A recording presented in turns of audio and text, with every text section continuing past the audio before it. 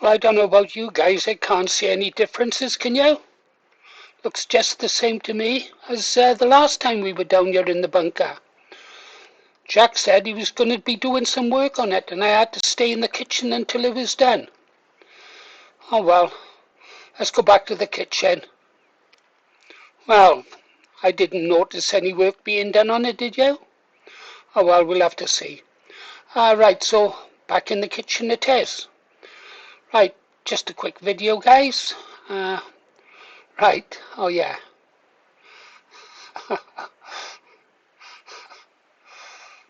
Paul Thorpe's been getting a slamming, hasn't he?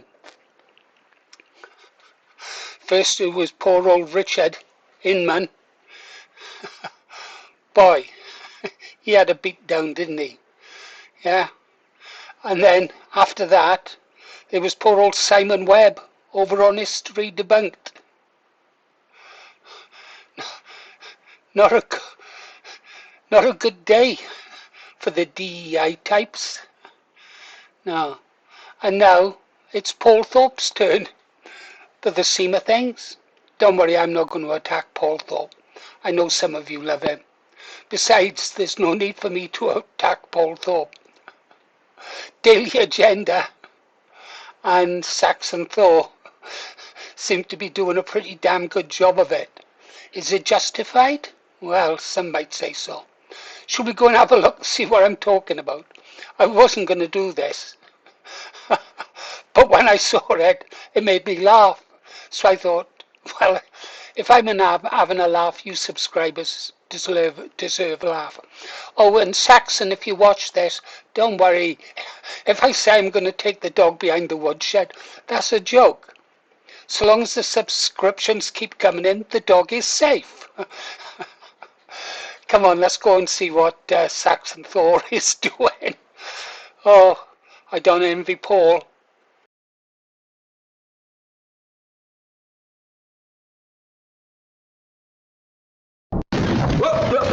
Here I come. Oh, here I come. Oh. I suffer from every now and again. I get bouts of depression. Nothing major, but I go into a bit of a shell now and again. And since Christmas, that's the place where I've been. One of the reasons is because. Welcome to the Daily Agenda. And that was it. Paul Thorpe in particular just fell apart.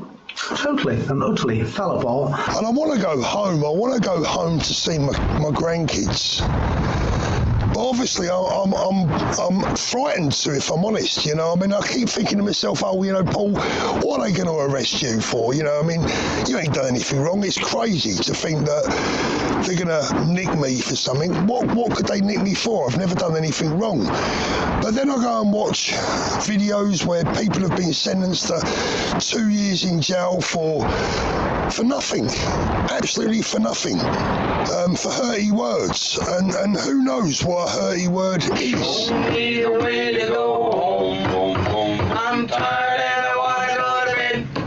I had a little drink about an hour ago and I got right to my I find it very interesting that for people who do so much shouting and or gobbing off, you know, that they're actually so soft when it comes to being put under duress by the agencies of the corrupt regime. Of course, I'm referring to Richard Inman and Paul Thorpe and all the other pipe grease boys, as I coined them earlier this year. Even my wife had become used to living behind a solid steel front door with laser alarms surrounding the house at night. The foxes would sometimes set them off and give us a fright at 3 a.m. in the morning, but it was all necessity. It was all just a part of the job.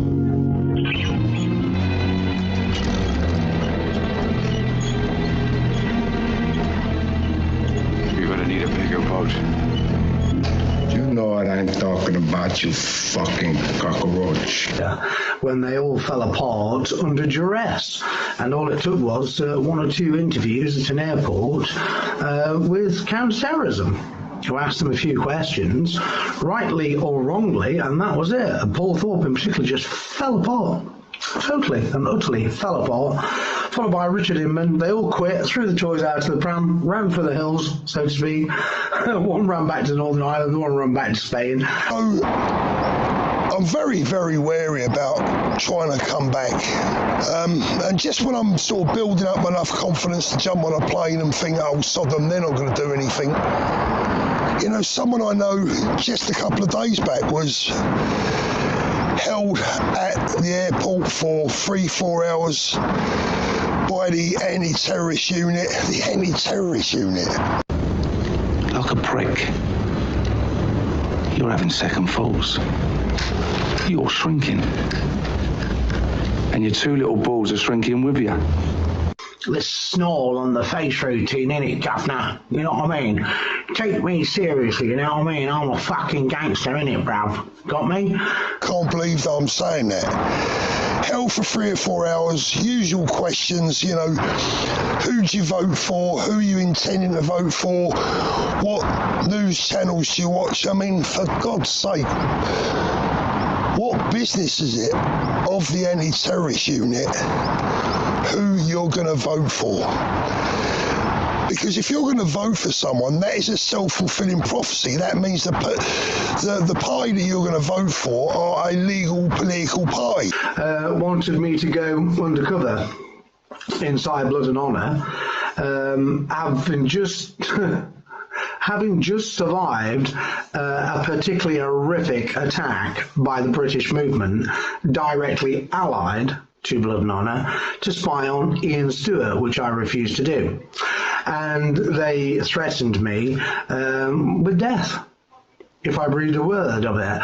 They showed me a whole litany of photographs from their mugshots gallery, and so these were the people they were interested in, particularly Ian Stewart, and I refused to cooperate under any circumstances. Oh, the anti-terrorist unit, they want to know who you intend voting for. So, God knows, your guess is as good as mine. But when I do decide to jump on a flight and come home, and it's not going to be too long, I'm going to document that journey, because I'm pretty sure they are going to tug me at the airport. How long for? Your guess is as good as mine. But I'm going to document that for the world to see. Second reason I've been feeling a bit low is because I'm running out of ideas. I'm running out of things to say in the respect that, you know, look, you guys have heard it all. You know, this channel is not about me just knocking out videos and making money for myself. This channel is about genuinely trying to make a difference. This channel is about generally trying to change things for the better in the UK. Now, fuck off.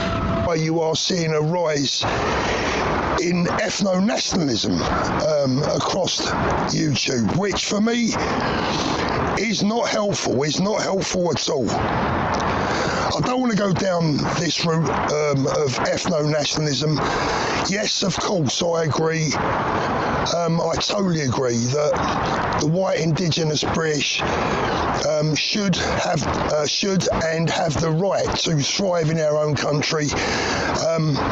But at the end of the day, those now that are pushing this 100% white Britain only policy, it's just insanity.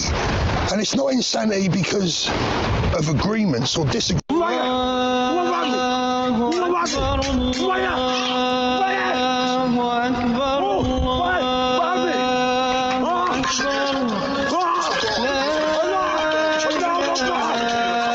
They fall apart. They just melt like pipe grease. The ethno-nets out there, they wouldn't support Ben because of the colour of his skin. That's crazy. I had to jump in here, guys. I couldn't let Paul get away with that. Attacking ethno-nats like that. To say that ethno-nats don't respect Ben Habib. I think Ben Habib is a perfect gentleman. He's a British citizen. I support him 100% leading Advance UK.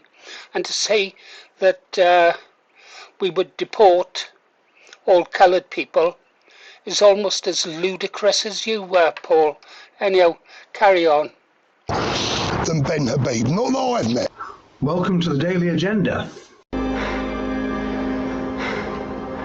I'm scared.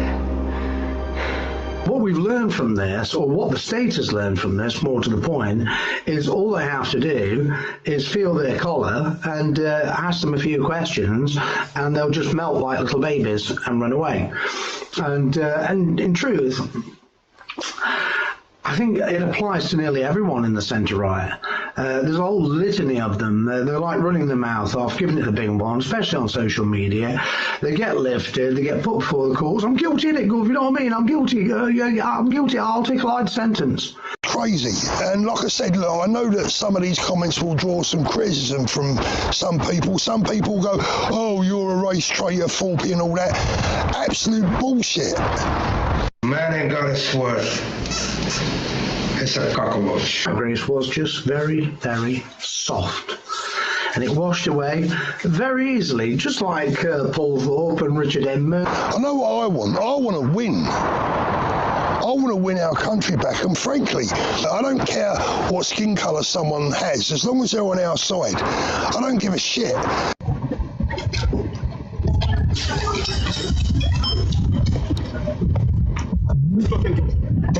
Who is talking to? What I show you, what I have. This one you just put me in this one, I don't want to stay in your country, motherfucker. What is this? A fucking this, what is this, motherfucker? I don't care about that. I will show you. If it was not this one, okay, I will fuck away from here. You just give me this one. Okay. There is no room for me. There is no house for me. I'm not asking about there is nothing for me. I'm not getting. Understand me? This is your fucking country is like this, motherfucker. I know. Like this, my friend. Fuck your country, motherfucker. I think it's shit as well. I said, fuck your country, motherfucker. I think it's shit as well. You will get your room. You understand me? No, fuck your country, my friend. Fuck your country. Yeah, fuck your country, my friend. Fuck my country. Fuck your country. I said, fuck your country. All right. Fuck your country. Shut up. Fuck England. Let me tell you something. Taking a man's money is one thing. Taking a man's watch is another. But having your pride stolen from you is something that's impossible to come to terms with. So I had to ring Benjamin Netham Palestine, I can't remember his name. And then I got my Zionist card out which said I am a Zionist. And I bought everything. Well, you didn't buy nothing. Shalom.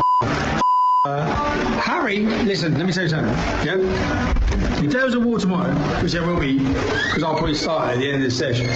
If there was a war and it kicked off, I would be there on the front line fighting for Israel. Do you know why?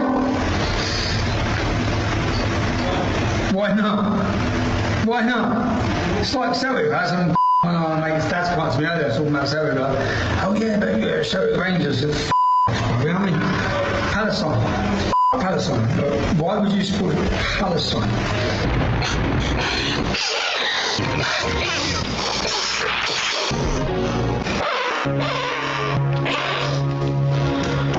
The point that I'm making is that in all of these years, with all of the intimidation and the threats and the violence, I've never run away once. I've never decided, I don't want to be a nationalist anymore. I don't want to campaign. I don't want to fight against this evil, corrupt regime, because that's exactly what it is, evil and corrupt. What we doing live? Echoes in eternity. Every week, I reckon.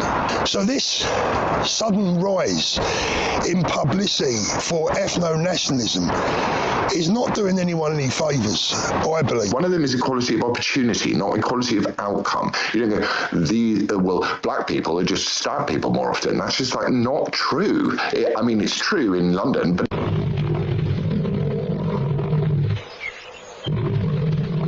the record right now and say, I do not agree with people who want to knock on families' doors and start splitting up women and children and mums and dads. I don't agree with that.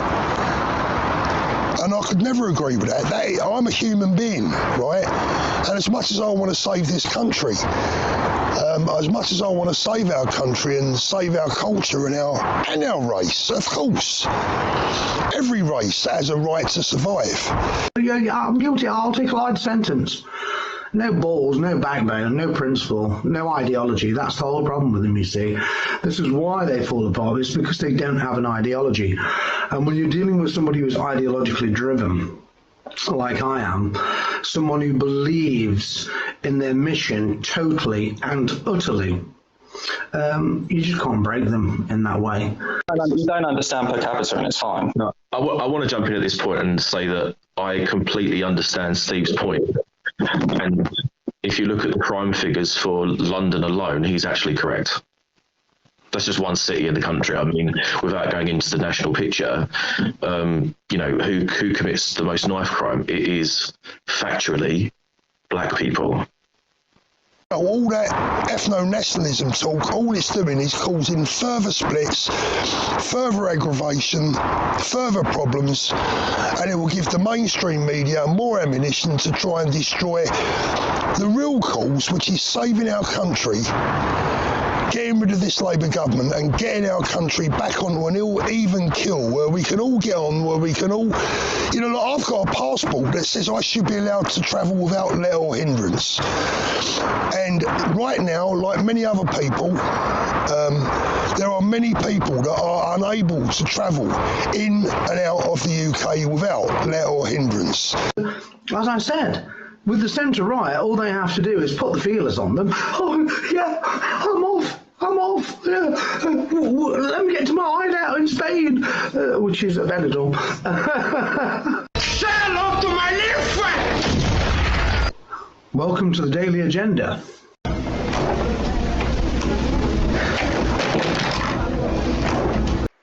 Oh, we watched it to the end. I didn't mean to watch it to the end, but I was just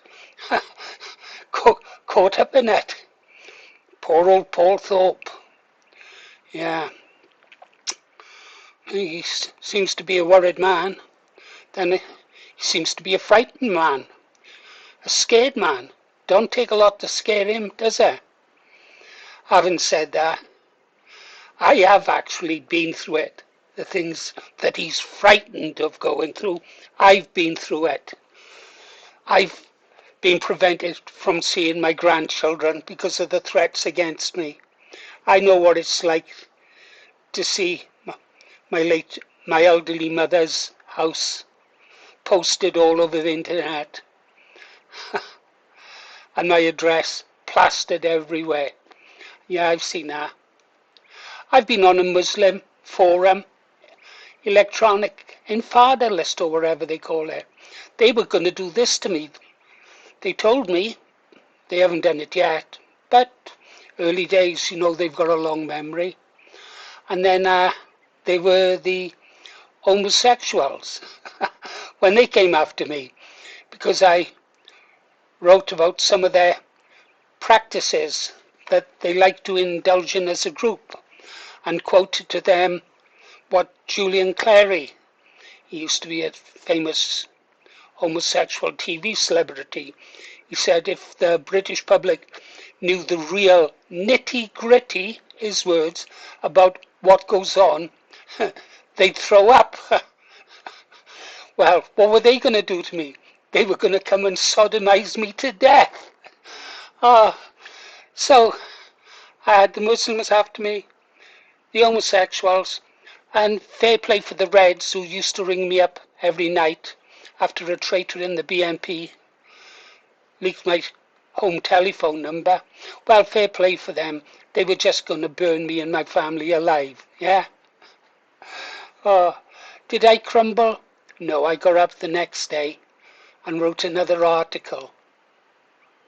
Was I scared? I'd be a liar if I say I didn't have some reservations. I'd look over my shoulder, but that's natural, that's wise. Situational awareness is always good. And then if it wasn't bad enough having the Muslims, the homosexuals, and who were the other ones I said? The left after me. I had traitors within the BNP, infiltrators, yeah. they were stabbing me in the back at the same time. Yeah. Now I'm an ethno-nat. I'll fight for my country. I won't cut and run and sit in the sun. and play a violin so that people will put money into my Patreon account. I think that was exposed yesterday. But I'm not here to tackle Paul. I wanted to show you something, guys. I've had a correspondence from YouTube. I filled in the tax form. You have to fill in tax forms for America. Done that, sent it off. Wait a bit to come back. Yeah. Not that real difficult. And then you finally have to wait for a while, be vetted, or sort of, and then they send you a PIN number so I can access my account where there's earnings in. I don't actually ever really go and look at it. I'm going to have to find out to do that because I had a letter today with the PIN number in. So let's go over and have a look at our account, is there? And see what we got, because we've got to talk about it now, guys. Now I can draw money out of the Google account. We've got to decide what we're going to do with it. Get that down. Let me get rid of my face. Okay, here we are on our dashboard. Let's have a look at the latest. Okay, 2,047 subscribers, and we have got, for the last 28 days, it's been very busy, we've earned £59, but that's for the last 28 days. So let's go to analytics. You can see it there. I'm completely transparent with you guys, because with me the cause is more important than money. And now we can see what we've earned in the last 90 days. £96.79, and our target was £100. The channel started on October the 15th, 25. Now let's see where that money came from. So we go there, and here's the money that was coming in, yeah, and all this palaver. That's the best ever day we've had, £6.11. We started on 16th of December, January, February. So in 2 months, £96.79. And you can see here, this is the type of money, a small channel. Don't forget the subscription then was much lower. Subscribers was much lower. And then gradually as our subscriber base grew, you can see the kind of money that was coming in a day. God knows how many hours I worked to produce the videos to get this. God knows. And that's the kind of thing. This recent war, well, war is always good for business, isn't it? War always brings in the money for someone. It brought in £6 in one day. So you can imagine how much a channel with 100,000 subscribers is bringing in a month. It's a considerable amount of money. So there, guys, we've got £96.79. Now we did say that we would, let's get back, is that? We did say that we'd have a vote, a poll, and ask where we send the £100. Maybe the boat people will buy the flags. But I've seen that both of those are adequately funded, and so that's not quite sure who to send it to. The other alternative is, I was having a look at a website, and I'd like to know your thoughts on this, and please leave them in the comments. I was thinking of opening a forum where like-minded people can come and chat. I know you've got kind of chat groups on Facebook and other social media, but back in the days of the British Resistance, we had a dedicated forum. It got taken down in the end, by the left for, well, the usual things that they take patriots down for. So I was thinking, I don't know, I've been resourcing forum sites today to see how much it would cost to set up a forum that we could use, or patriots could use, and just come in and chat about anything they like, get all different categories and stuff like that. It was very successful for the British resistance the last time I done it. Or I could use the money to buy software to help build a patriotic hub and rebuild the British resistance. Some of you old timers out there, I did read your comments about bringing it back to life. Anyhow, or alternatively, I could buy some rum. I could get 4 bottles of Woodses. I don't think my wife would like that. Anyhow, leave ideas of what we can donate this £100 to when it comes in. Okay guys, I think that's all I've got for you. Oh, poor old Paul Thorpe, huh? What do you make of it all?